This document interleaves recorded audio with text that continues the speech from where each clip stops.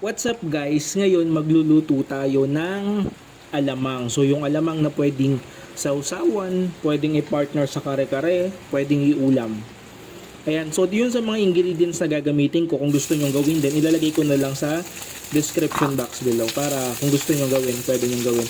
Ayan, so ang una nating ginawa, syempre nagpainit lang tayo ng kawali with mantika. Tapos meron akong natira dito ng mga balat ng baboy. So sinama ko na lang siya para mapakinabangan din.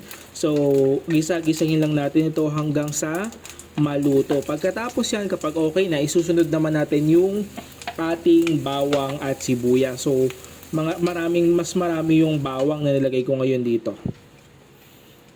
Ayan. So haluin mo lang para sa ganun magbalanse yung pagkakaluto ng ating sibuyas at bawang. Tapos isusunod na rin natin agad yung ating kamatis. Kasi gusto natin sa kamatis lutong-luto talaga.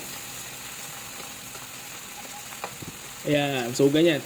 Pagkatapos takpan lang natin ito, pakuluin lang natin ito ng isang beses. So kapag kumulo na, so konting halo lang. Yan. So makikita natin dyan na talagang nalulusaw or malambot na yung mga kamatis natin. So pwede natin ilagay yung ating mga alamang. So hinugasan natin mabuti itong alamang natin ito. So worth 40 pesos lang ito sa palengke. Yan.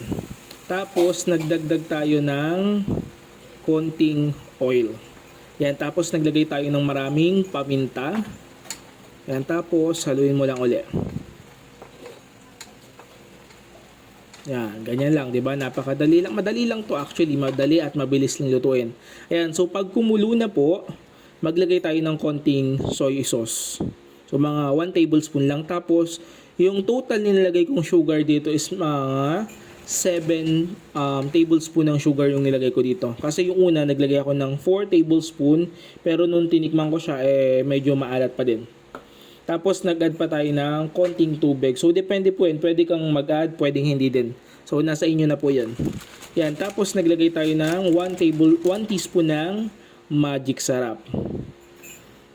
Yan, tapos takpan natin at pakuluin uli natin. Yan. So pagka kumulo na, yan, haluin mo lang. So nagmamantika na, oh. Yun. Tikman natin kung okay na ba yung lasa. Ayan, so kung matabang pa or maalat, pwede kang magdagdag na ingredients. So nagdagdag pa tayo dito ng 3 kutsara ng asukal. Tapos haluin mo lang uli.